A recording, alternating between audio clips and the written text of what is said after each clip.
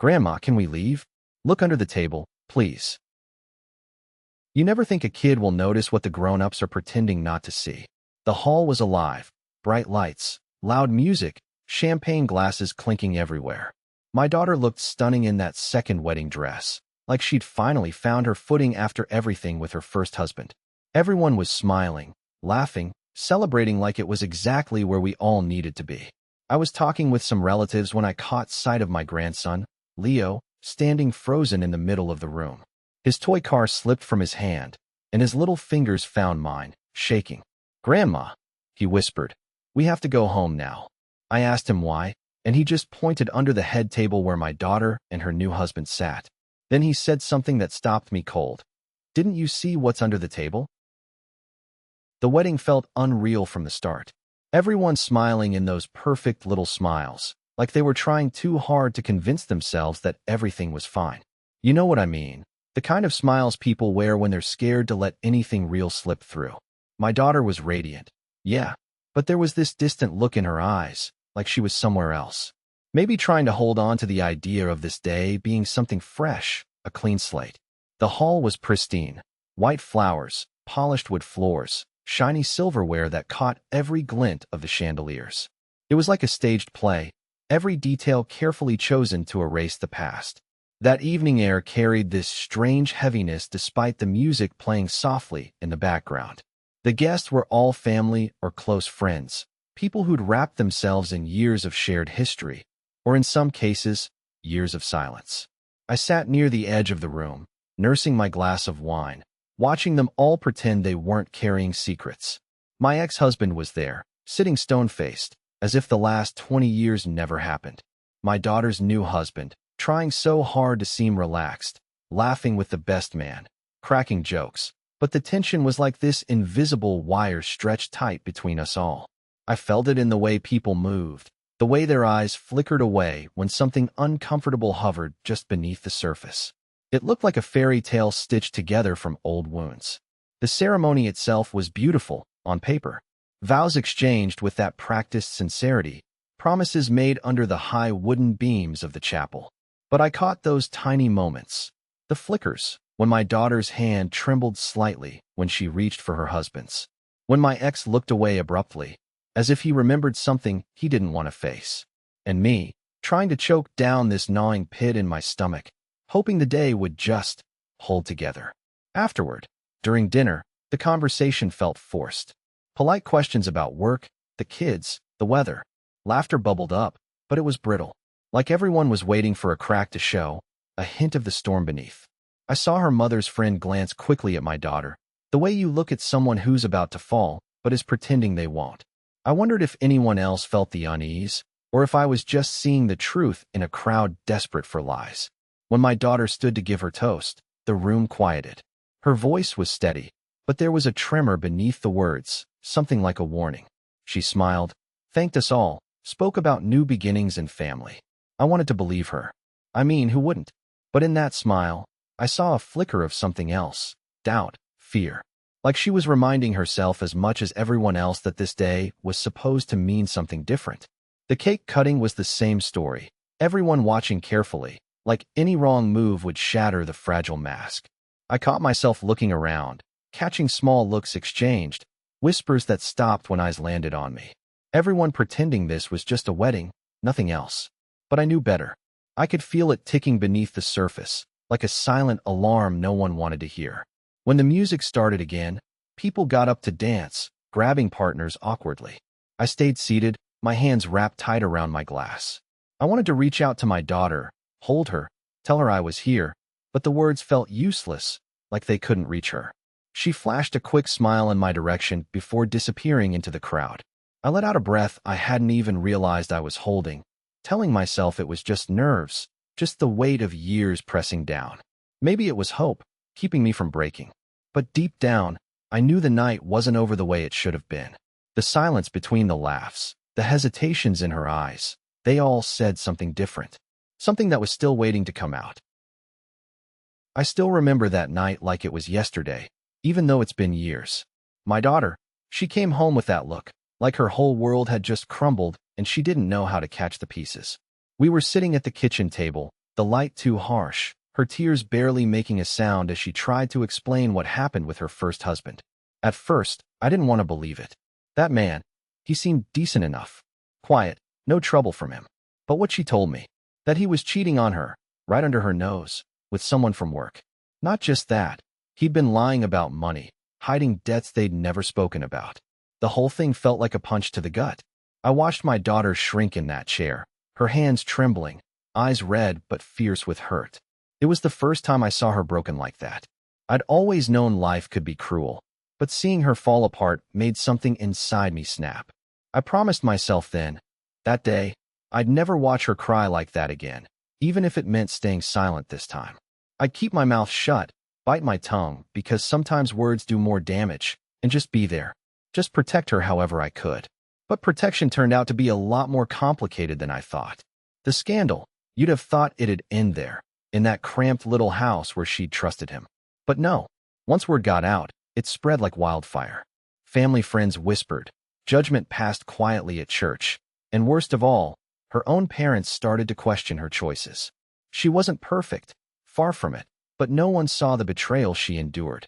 They just saw a divorce and a failed marriage to gossip about. That broke me more than anything. I recall one afternoon, my sister cornered me at the supermarket, voice low but sharp as glass. Wasn't she warned? Maybe she should have known better, she said. I didn't say anything, but inside, I burned. How could she suggest that?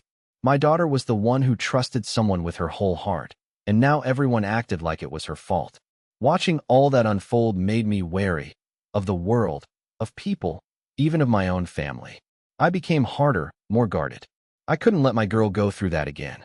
So I watched and waited, broke my silence, but mostly kept my thoughts to myself. I told myself it was for her, but maybe part of me was just scared. Scared to face how little control I actually had. Sometimes, late at night, I'd think back to how fragile she looked then and how fast she learned to hide it. She never wanted me to see the fear, the bitterness setting in. I get it now. After everything, why would she? But I also saw a spark flicker in her, the kind of quiet hope that maybe one day, things could be better. That despite betrayal and heartbreak, there was still something left to fight for. It's why I stayed vigilant. Why I still watch her, not out of distrust, but out of desperate hope. Maybe I'm being too cautious, but I'd rather be cautious 1,000 times over than see her sobbing at my kitchen table again. I think that's why I didn't stop her when she wanted to move forward with someone new. I gave her space, even though part of me wanted to warn her, to hold her back. But I promised myself I wouldn't interfere unless it was necessary. Not like before, because this time, I felt we both needed to believe it could be different. Still, after everything, I can't help but wonder, am I setting her up to trust again? Or am I just delaying the heartbreak that's waiting around the corner? When I first met him, it was hard not to be swept up in the way everyone around him seemed to light up. He was the kind of guy who walked into a room, and people just leaned in, smiled easier, talked louder, relaxed. He had this calm sort of confidence, like he was used to being where he was and getting what he wanted without needing to fight for it. That smile, he wore it like armor, but soft, like he enjoyed being the one people trusted. Grandma didn't like him from the start. I remember her watching him with this sharp, quiet gaze, the way someone who's lived too long can tell when something's off without needing words. She didn't say much, but there was a tension in her jaw whenever he was around, this underlying quiet suspicion that nobody else caught right away. He was generous, too. Bought her little gifts, flowers, chocolates, stuff she never asked for. On paper, he seemed perfect, always offering to help with things, always polite, even when no one else was looking. But Grandma, with her quick tongue and sharper eyes, she'd give him these sideways glances when he wasn't paying attention, like she was trying to read his smile, and that wasn't all it was hiding. At family dinners, he would slide into conversations so smoothly, it was dizzying. I caught myself getting lost in how easy it was to forget him watching us, like he wasn't just part of the group, but quietly steering it. Sometimes, when no one was speaking, he'd catch my eye and hold it just a beat too long, like he was making a small promise or warning. I shoved that feeling down every time, but I could feel Grandma noticing it too. She always sat beside me and nodded subtly whenever his gaze felt too sharp. He wasn't just charming, he was careful, like he practiced being likable, but you could tell some days the mask slipped, and the polite smile tightened. There was this flicker in his eyes when he thought no one was paying attention. Just a second, but enough to make you stop and wonder. Once, I overheard him on the phone, and his voice changed completely. Low, hushed, almost cold. That was the first time I realized maybe Grandma wasn't crazy to be on edge. One night, when everyone else had gone to bed, Grandma pulled me aside. She said, "Watch the way he moves through the house, how he looks at things that don't belong to him." I thought she might be being paranoid, but I couldn't shake the weight of it. She isn't the kind of woman to jump at shadows. There was something calculating about him. I started to see it too. At the next family gathering, he came in with this new, expensive watch glinting on his wrist. Everyone noticed. People complimented it, admired the shiny thing. But Grandma caught his hand just before he moved it over the table. She whispered, "Bought it cheap, I bet," and then smiled, but it wasn't a kind smile, more like a quiet challenge. Maybe she was trying to bait him, or maybe she just needed to feel in control somewhere. I found myself watching him more, not just because Grandma insisted, but because I couldn't ignore it. That smile. He smiled like a man used to being trusted, but what if that trust was something he took, not something he earned? It made me wonder what he was really after in this family, in our lives. One afternoon, when I was alone cleaning up after lunch, I saw him in the kitchen. The light caught the side of his face, and for a moment, his usual easy smile cracked. His eyes darkened, and his hands clenched the edge of the counter like he was holding something back. I wanted to ask him what was wrong, but something in that look told me to stay quiet. I swallowed hard, forcing a smile as I caught his eye, but that shadow didn't leave. That night, I couldn't sleep. Grandma's warning spun in my head, and I kept thinking about that smile and those hands. There was more to him than anyone admitted. I wanted to believe he was just misunderstood, just new to us. But deep down, I knew something was wrong, and whatever it was only going to get worse. The room was buzzing. Everyone was laughing, dancing, glasses clinking. I remember the way the gold lights bounced off the white walls, making everything look so cheerful, almost fake.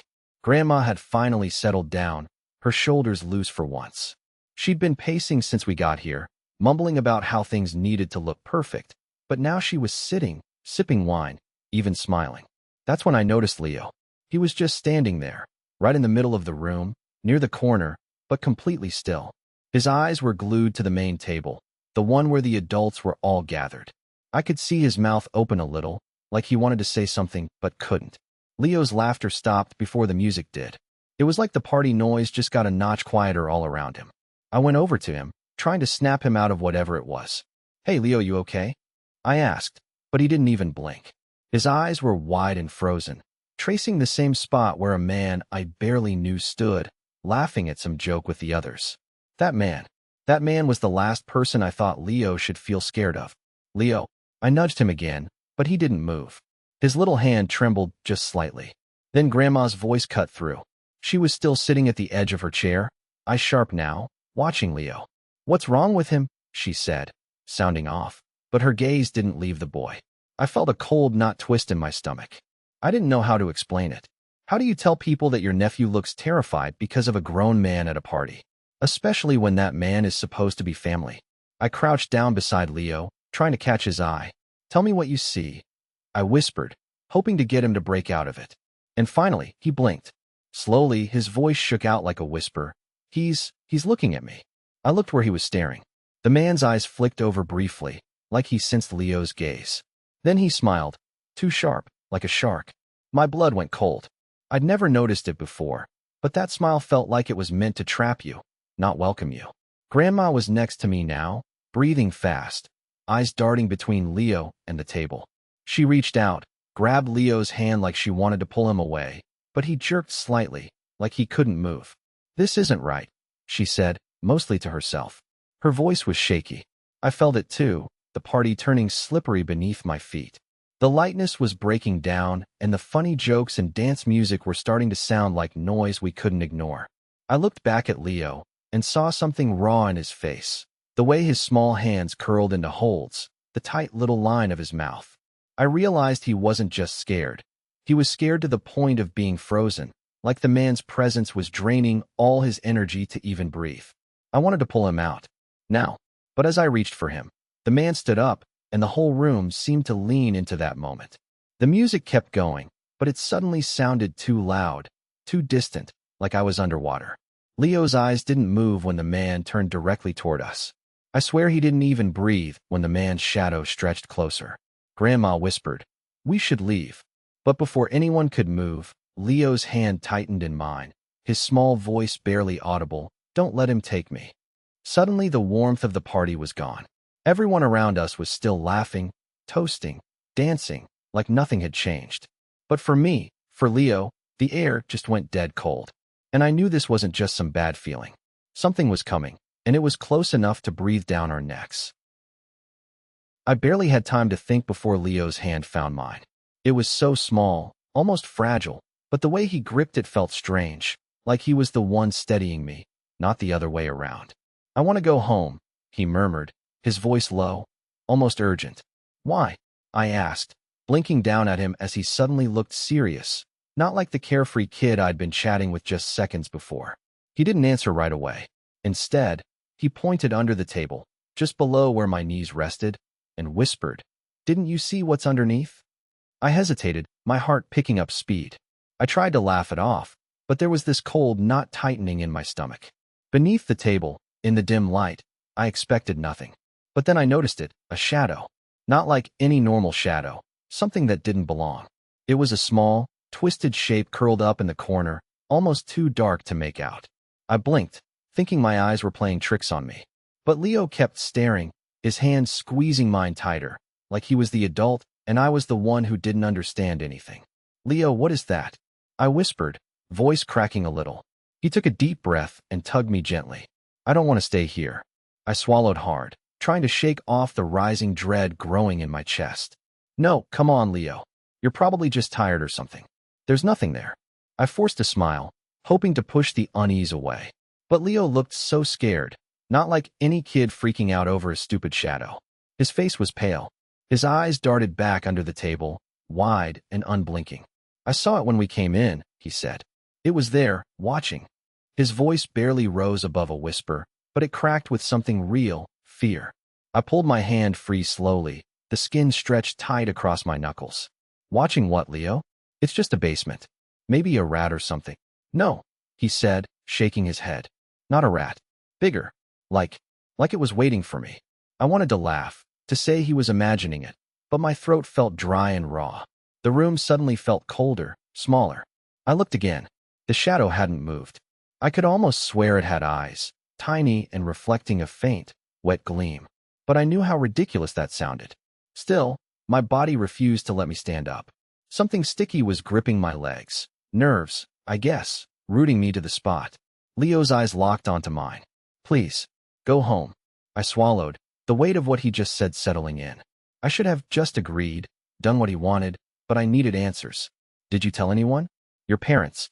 I asked, though inside I already knew the answer. "No," he whispered. "If I tell, they'll just laugh or get angry.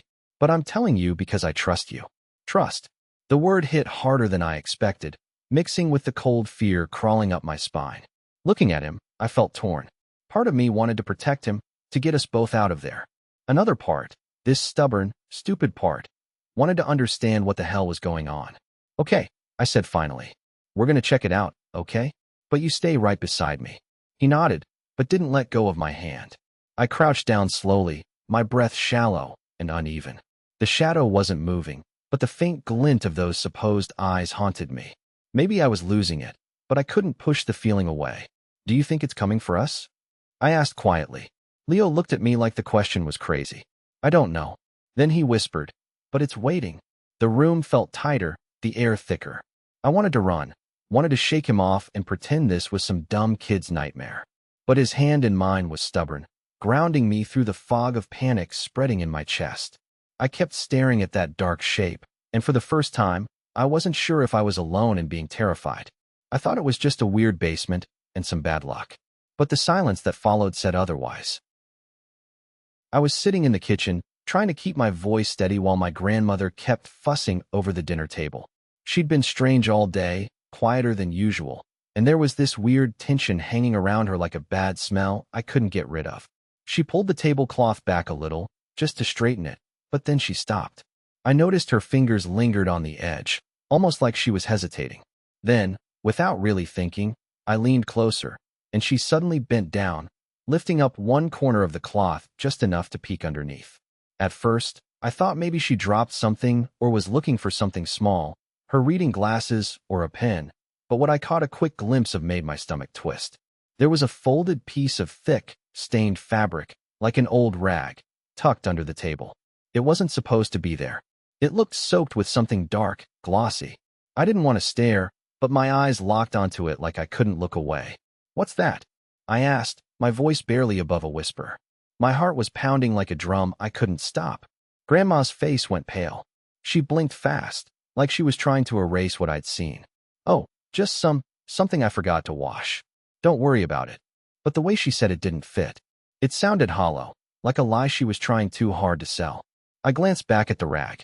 Part of me wanted to reach down and pull it out, to see what the hell was on it, but something inside warned me to stop. The air in the room felt thick and suffocating. I could almost hear my own breath rasping in my ears. "Are you sure?" I pressed, trying to keep my voice casual, but it cracked. "It looks bad." She shook her head fast, pulling the tablecloth back down, trying to cover it. "It's nothing. Don't make it bigger than it is." The denial in her voice made this wave of dread wash over me. Because I knew it wasn't nothing. I saw the stain, dark red, uneven, like it had been dragged through something messy. And the shape, it was disturbing enough to freeze me in place. I wanted to believe she was protecting me, or that I was just being paranoid, seeing things that weren't there. Maybe it was just spilled drink or old sauce stains from dinner, nothing serious. But the cold lump of fear in my gut told me otherwise. My hands went clammy on my lap. I realized I'd been holding my breath without noticing. The silence stretched between us, thick with things unsaid. Grandma straightened up and looked at me, really looked at me, like she was weighing what I might do next. Her eyes flickered with something. Remorse? Panic? I couldn't tell. For a moment, she almost seemed like a different person. "Sweetheart," she said softly, trying to sound normal again. "Sometimes there are things you don't need to see. Trust me on that." I wanted to nod and walk away, to pretend I never saw that rag, but my brain kept running the scene on repeat. The dark stain burned into my mind. It was like a knot just tightened inside me. Then she moved suddenly, too quick, and grabbed my hand with an urgency that didn't match her calm voice. There was something desperate there, and it scared me more than what I'd already seen. I pulled my hand back slowly, trying to keep my face calm, but inside, I was spinning. I wanted answers, but I could already tell this wasn't the moment. Maybe it never would be. I told myself to drop it, to forget I'd even looked under that tablecloth. But deep down, I knew that moment wasn't going away. Something dark had just slipped into my life, and I wasn't ready for it to come fully into the light. I thought if I could just ignore it, pretend it wasn't real, maybe everything would go back to normal. But standing there, watching her act like nothing happened, I realized I'd already crossed a line I couldn't uncross. And then she smiled, too quickly, too forced, and said, "Dinner's almost ready." But I couldn't shake the chill crawling up my spine. I wished I had never lifted that corner of the tablecloth. I was standing there, frozen, staring at the edge of the coat draped over the back of that chair. At first, I didn't want to believe it, didn't want to see what was right in front of me. But then I noticed it, that worn baseball cap poking out from beneath the buttons. The same cap my ex used to wear every goddamn day 5 years ago. My breath hitched. This wasn't just some random piece of clothing. My daughter's new husband had it. That exact hat. Ragged and faded like it had been through hell and back. No way that thing just showed up out of nowhere. My hand started shaking as I pulled it out slowly, like I was scared it might vanish if I didn't look closely enough. The inside band was frayed, the logo barely visible, and the faint smell of cigarette smoke still clung to the fabric. That smell, that haunting smell, was like a punch to the stomach. In that moment, everything snapped. Every story my daughter ever told me about her past suddenly stopped making sense. How she swore up and down that her ex was gone.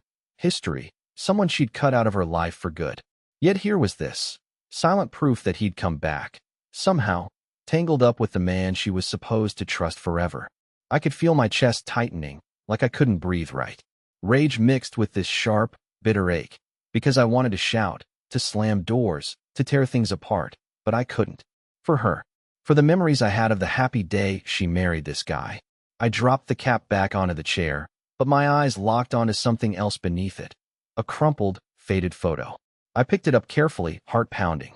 It was a picture of the two men, my daughter's new husband and my ex, standing side by side, arms slung over each other's shoulders like old friends. Maybe something else. Partners, even. The way their eyes scanned the camera. Not casual at all, but like they were sharing a secret that I had no business knowing. That was it. The lie I didn't expect. The one I wasn't ready to face. My daughter's new husband hadn't just bumped into her past by accident. This was all part of something deeper, and I was in the middle of it without warning. I swallowed hard, the reality sinking in deeper and deeper.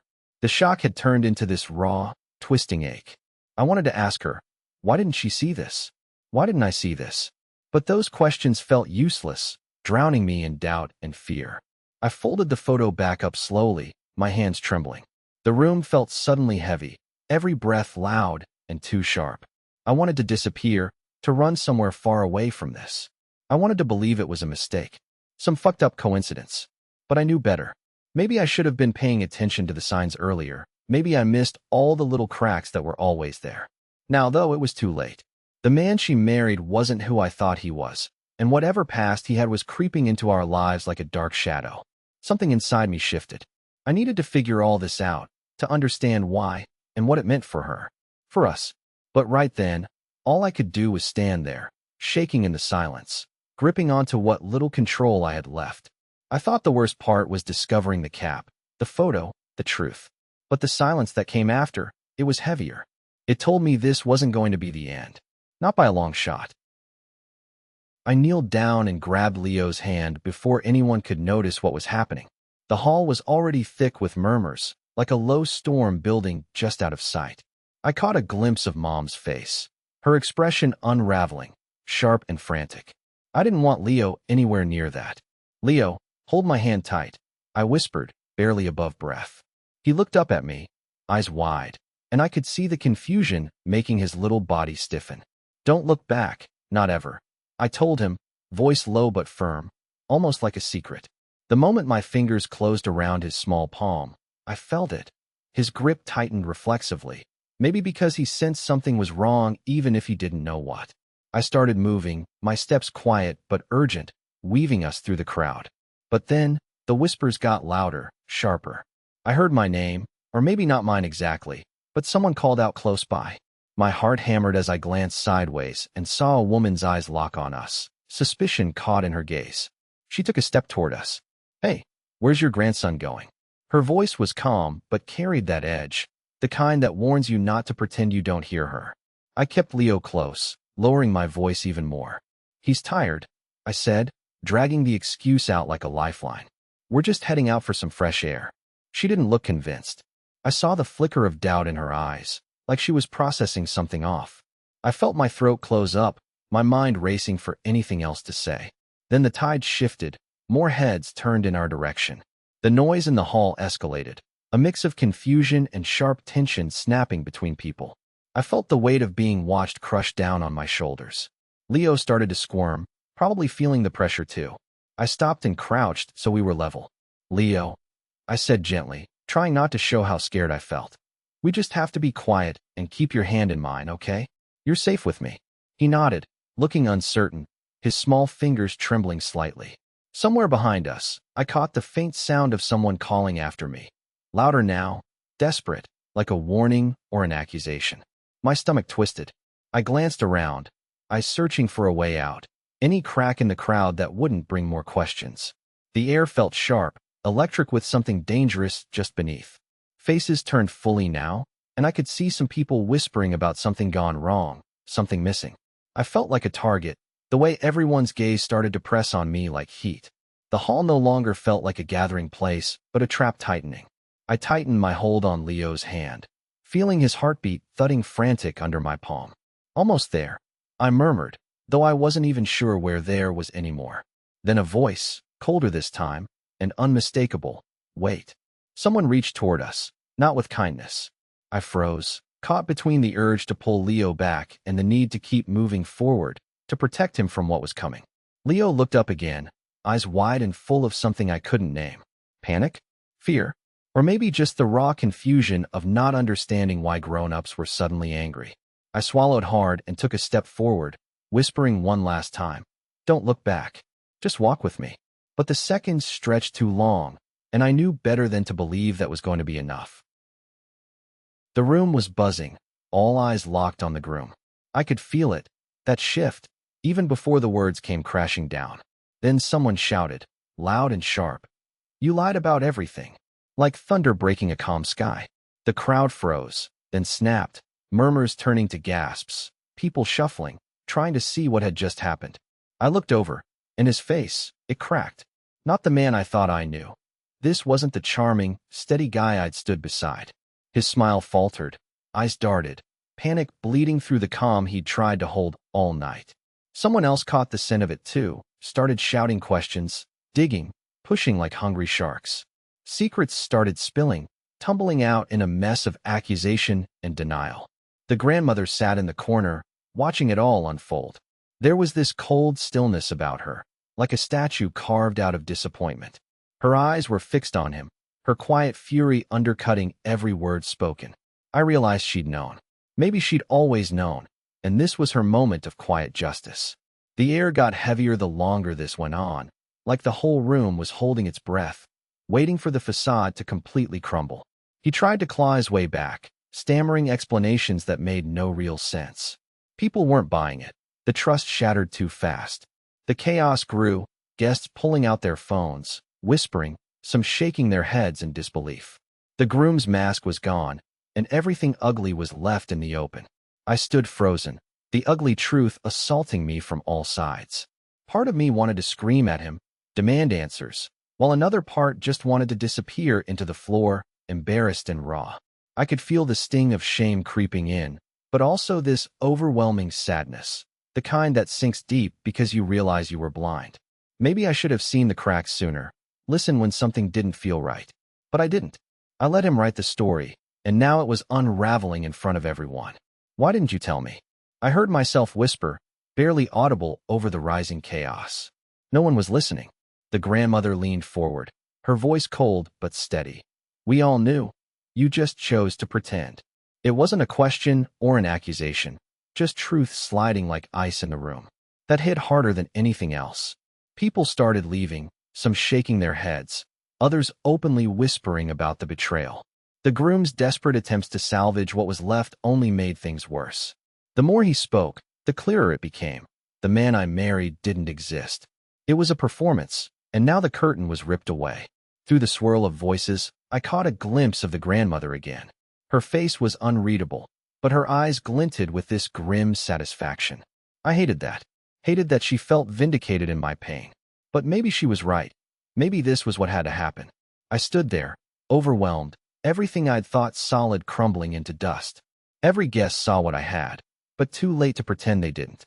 And as the room emptied, I realized the silence that followed was heavier than the yelling. That silence told me this wasn't over. Not by a long shot. It was sometime past midnight when I finally sat down next to him in his room. He was out cold, chest rising and falling in that quiet rhythm that never fails to pull something tight in my chest. I kept staring at him, the way his little hand rested on the blanket, how peaceful he looked after everything.